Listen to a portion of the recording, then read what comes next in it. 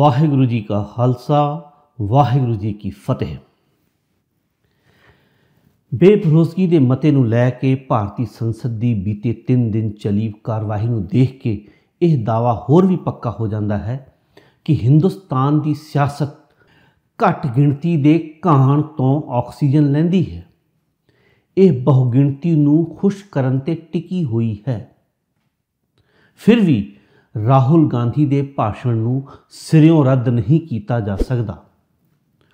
उसदियां तकरीरां विच अज दे हिंदुस्तान का सच है, आउण वाले कल का दर्द है। जदों सरकार ते इल्ज़ाम लाउंदे हुए कहंदा है तुसी मणिपुर विच भारत माता का कतल किया, तुसी भारत माता के रखवाले नहीं हो सकते, तुसी देशद्रोही हो, देश प्रेमी नहीं। इस दे जवाब विच केंद्रीय मंत्री किरण रिजिजू, स्मृति ईरानी जां प्रधानमंत्री नरेंद्र मोदी ने जो कुछ भी कहा वह तुसी सुने ही हन। कि सत्ता पक्ष के यह जवाब मणिपुर की दर्दनाक घटनावां के बदले वाजिब जवाब हन। खास तौर पर जब यह सच सारिਆਂ ਦੇ सामने है कि किवें केंद्र अते मणिपुर की डबल इंजन सरकार ने मणिपुर विच हो रही घटनावां ते पर्दे पाउण की पूरी कोशिश की। इंटरनेट बंद करके सच नूं छुपा के रखिया। गोदी मीडिया ने पूरे 3 महीने चुप्पी धार के रखी।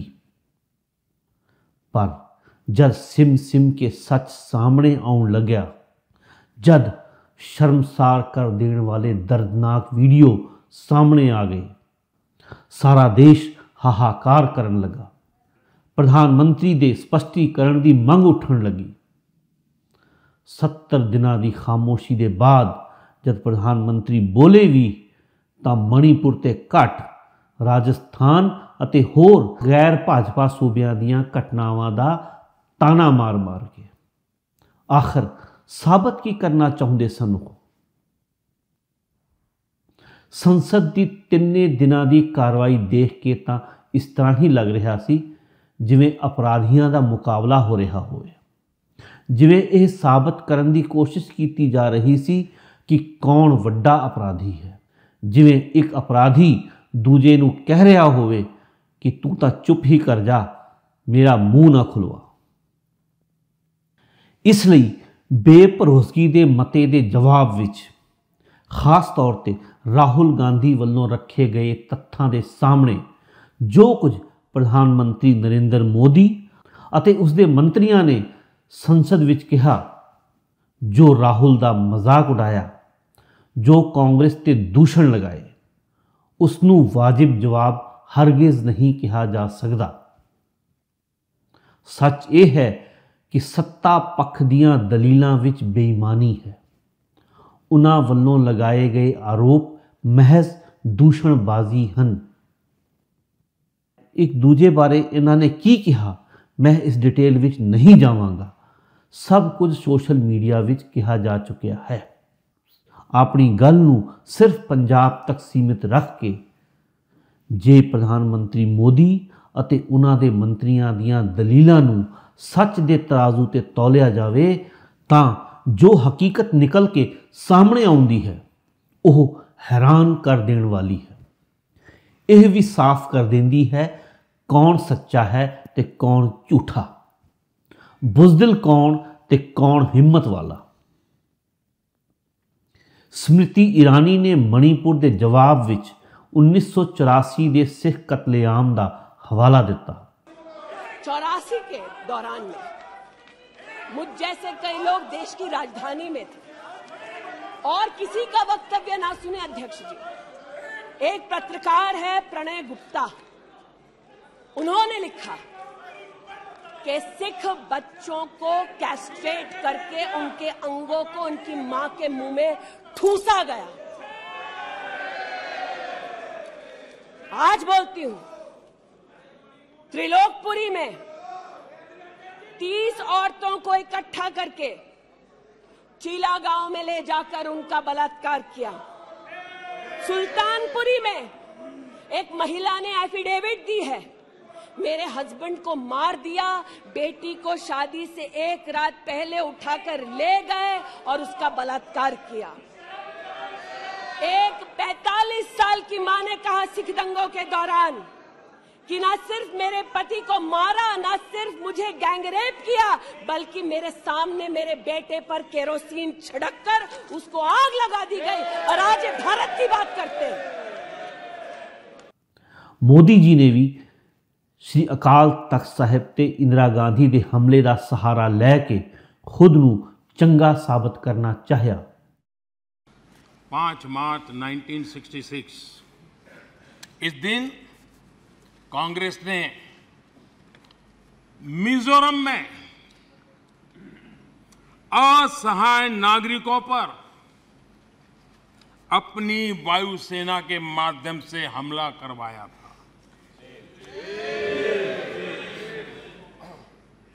और बड़ा गंभीर विवाद हुआ था। कांग्रेस वाले जवाब दे, क्या वो किसी दूसरे देश की वायुसेना थी?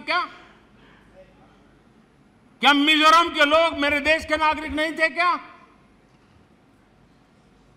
क्या उनकी सुरक्षा ये भारत सरकार की जिम्मेवारी थी कि नहीं थी? 5 मार्च 1966 वायुसेना से हमला करवाया गया, निर्दोष नागरिकों पर हमला करवाया गया। और माननीय अध्यक्ष जी, आज भी मिजोरम में 5 मार्च को आज भी पूरा मिजोरम शोक मनाता है। उस दर्द को मिजोरम भूल नहीं पा रहा है। कभी इन्होंने मरहम लगाने की कोशिश नहीं की है, घाव भरने का प्रयास तक नहीं किया है। कभी उनको इसका दुख नहीं हुआ है। और कांग्रेस ने इस सच को देश के सामने छिपाया है। दोस्तों, ये सत्य देश से उन्होंने छिपाया है कि अपने ही देश में वायुसेना से हमला करवाना। कौन था उस समय? इंदिरा गांधी। अकाल तख्त पर हमला हुआ है तो अभी भी हमारी स्मृति में है। उनको मिजोरम में उसके पहले ही आदत लग गई थी और इसलिए अकाल तख्त पर हमला करने तक वो पहुंचे थे, मेरे ही देश में। और यहां में उपदेश दे रहे हैं। पंडित जवाहरलाल नेहरू, इंदिरा गांधी ਅਤੇ राजीव गांधी ਜਾਂ कह लो कांग्रेस ने पंजाब ਅਤੇ सिखां नाल जो कीता, जेकर बीजेपी ਜਾਂ जनसंघ ਦੀਆਂ नज़रां विच श्री अकाल तख्त साहिब ते बंबारी गलत सी, जे सिखां दा कतलेआम गलत सी, तां इन्हां जनसंघीਆਂ बीजेपी वालियां ने उस दौर विच ही इंदिरा गांधी ਅਤੇ राजीव गांधी का विरोध क्यों नहीं किया? क्यों नहीं भाजपा ने उसे वक्त इंदिरा गांधी नूं संसद विच कहा कि तू पंजाब विच भारत माता का कतल किया है, तू हिंदुस्तान की रखवाली नहीं देशद्रोह किया है? क्यों नहीं इसे भाजपा ने राजीव गांधी के मुंह ते कहा कि तू सारी दिल्ली विच कैरोसिन वंड के हज़ारां सिख जिउंदे साड़ दिते, तू सिखां दा नहीं हिंदुस्तान का कतल किया है। सब नूं पता है कौन सन जो सिखां दे खिलाफ इंदिरा दे हर एक्शन दे हक विच लड्डू वंडदे फिरदे सन। कौन सन जो इंदिरा नूं दुर्गा दा अवतार कहंदे नहीं सन थकदे। कौन सन जिन्हां भारत के इतिहास विच सब तो वध सीटां दे के राजीव गांधी नूं प्रधानमंत्री बनाया। कि इकल्ले कांग्रेसियां दियां वोटां नाल इन्नियां सीटां आ गईयां? यही तथा कथित राष्ट्रवादी लोग सन उस दौर विच जो खुले तौर पर कांग्रेस के भाईवाल सन। इसे करके अज जेकर बीजेपी उस दौर के इंदिरा गांधी के जुल्मां का हवाला दे के उस दे मुकाबले खुद नूं पाक साफ दसदी है तां यह बेईमानी है, होछी दूषणबाजी है।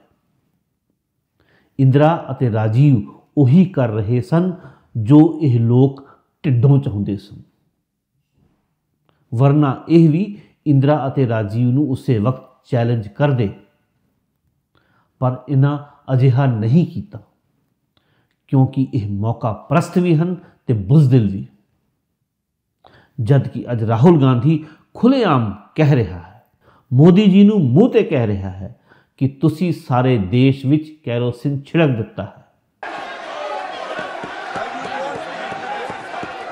भारत माता को आपने मणिपुर के लोगों के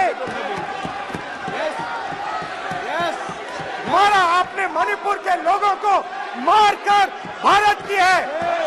आप देशभक्त नहीं हो, आप देश प्रेमी नहीं हो, आप मणिपुर में की। प्लीज प्लीज एक मिनट, प्लीज बैठिए, प्लीज बैठिए। अब सवाल उठता आप है, बैठना चाहते नहीं बैठना चाहते, आप बैठना चाहते नहीं बैठना चाहते, इसीलिए आपके मणिपुर में नहीं जा सकते बैठिए आप, हैं, क्योंकि उन्होंने प्लीज देश की हत्या की है। मणिपुर में हिंदुस्तान, भारत माता, मणिपुर के लोगों के दिल में। प्लीज एक मिनट बैठिए आप, तो सवाल उठता है, एक मिनट बैठिए, एक मिनट आप भी विराजे, आप भी विराजो,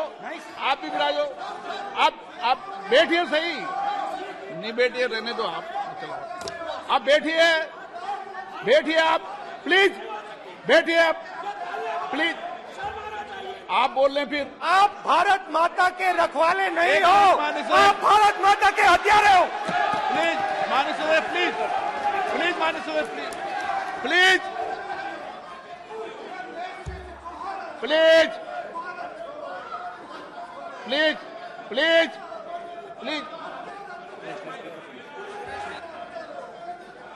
देखिए माननीय सदस्यगण, प्लीज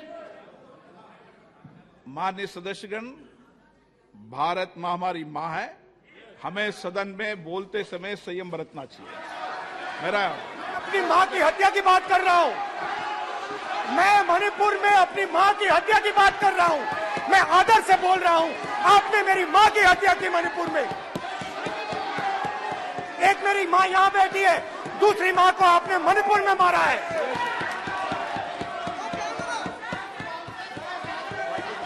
और हर रोज जब तक आप हिंसा को बंद नहीं करोगे, तब तक आप मेरी मां की हत्या कर रहे हो।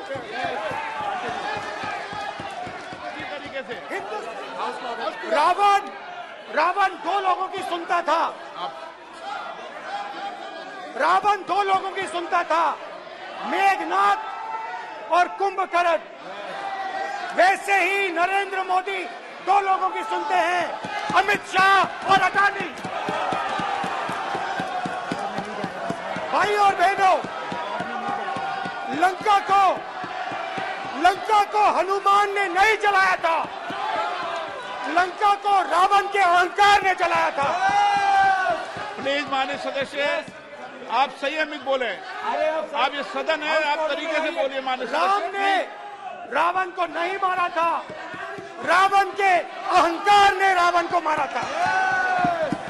आप पूरे देश में केरोसिन फेंक रहे हो, पूरे देश में आप केरोसिन फेंक रहे हो। आपने मणिपुर में केरोसिन फेंकी, आपने चिंगारी लगा दी, अब आप हरियाणा में कर रहे हो, पूरे देश को आप जलाने में लगे हो।